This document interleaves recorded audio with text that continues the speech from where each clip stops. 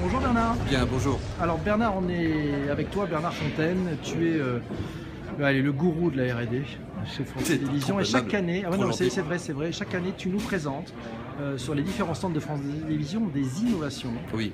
qui verront le jour dans le grand public un peu plus tard, mais donc on est un peu dans les coulisses de ce qui se prépare.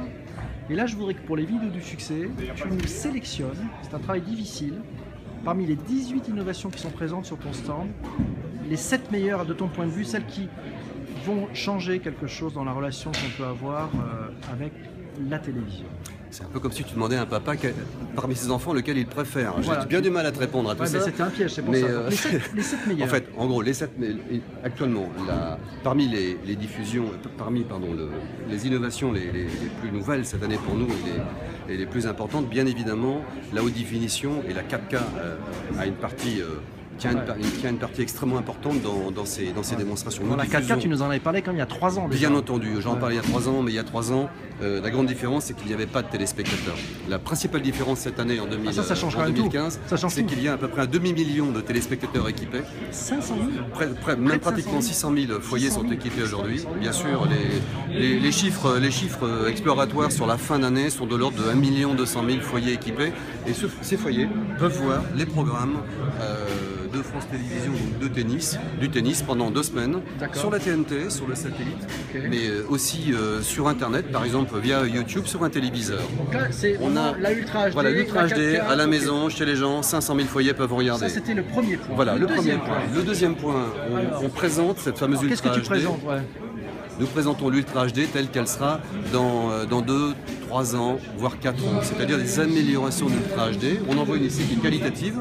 On appelle ça le HDR, la capacité. En haut et en bas, c'est la même chose ou pas? C'est la même chose, c'est le même programme, sauf que le traitement audio a été post-produit avec une amélioration qualitative qu'on appelle le HDR. Donc on voit quand même une différence. On voit une différence. Ici, on a une démonstration qui, elle, est originale également, car elle permet d'expliquer comment l'Ultra HD peut arriver sur un téléviseur sans pour ça avoir de fréquence pour la diffuser. Nous amenons la télévision HD via la TNT et nous amenons le complément via Internet et le téléviseur va synchroniser les deux flux de façon à pouvoir faire apparaître une image 4K alors que la TNT tout à fait, ne diffuse pas. L'autre démonstration, elle également, est très intéressante parce qu'elle permet d'expliquer comment, toujours pareil, sans avoir encore de fréquence dévolue à l'Ultra HD, on pourra précharger dans les téléviseurs des téléspectateurs des programmes, des émissions d'Ultra HD et leur signifier au moment de la diffusion qu'ils peuvent le regarder. Le programme aurait été téléchargé par la TNT dans le téléviseur des téléspectateurs. Ok. Une autre démonstration automobile avec nos collègues de la R&D. Vous avez des amis de longue date. De longue date naturellement. Vous aviez fait le LiFi ensemble. On avait fait le LiFi il y a 3 ans. Et cette année, nous présentons avec le groupe PSA la voiture autonome. Donc la voiture autonome avec l'utilisation à bord de la voiture d'un service de loisirs ou d'information qui est la télévision. Comment va-t-on conduire dans 5 ans, dans 10 ans ou plus c'est la réponse française à la Google Car, ça? Clairement, c'est une réponse bien française à la Google Car et une réponse de France Télévisions, l'usage d'une voiture autonome. Excellent. Nous avons également ici sur le stand l'explication de ce que seront les opérateurs, ce que sera la problématique des opérateurs télécoms dans quelques années, c'est-à-dire dans 4 à 5 ans, d'avoir des réseaux qui vont malheureusement commencer à saturer l'utilisation des mobiles, de la vidéo. Nous parlions de télescope tout à l'heure. Tous ces usages-là nécessitent beaucoup de bandes passantes et les opérateurs télécoms sont en train de préparer, on le voit ici, des tout petits émetteurs, des petits nano-émetteurs de diffusion qui permettent dans les villes de pouvoir densifier la couverture radio dans les villes de manière à améliorer la qualité des réseaux télécoms dans les villes. Ok, génial. C'est une préparation de la 5G mais qui est déjà effective puisque ces réseaux-là actuellement sont en train de se déployer. Donc on est prêt pour la 5G. Là, qu'est-ce que nous avons? Ici, nous avons une démonstration sport et innovation.